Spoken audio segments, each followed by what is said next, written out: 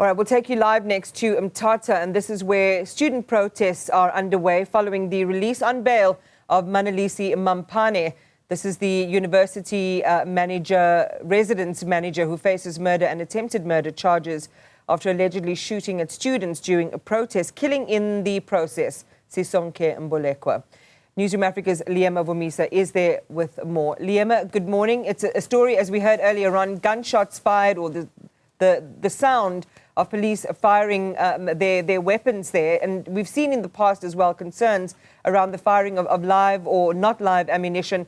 Just talk to us about what the police plan is in managing what seems to be a very fluid protest in a way that still keeps those students who are protesting safe.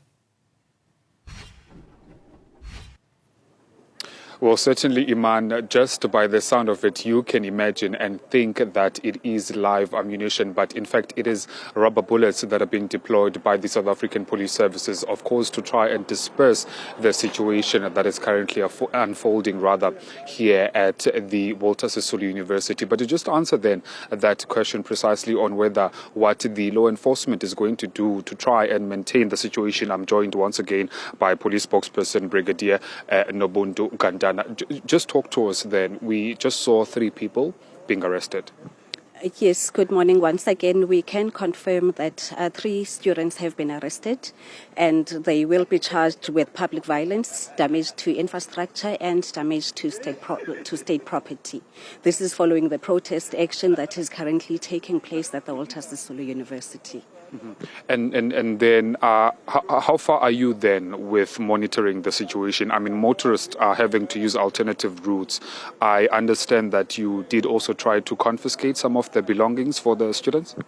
Yes, the motorists are currently using alternative routes, and we are, as the SAPS, directing the motorists to the safer routes that they should be using at the moment. And we have confiscated some items that the students have been using, as we are trying to contain the situation inside the campus and to ensure that as far as possible there are minimum injuries and that no person will actually be injured during this process. I wonder then, Brigadier, have you had any communication whatsoever with WSU management as far as employees are concerned? Are there any people inside the premises? Are there any evacuation processes underway?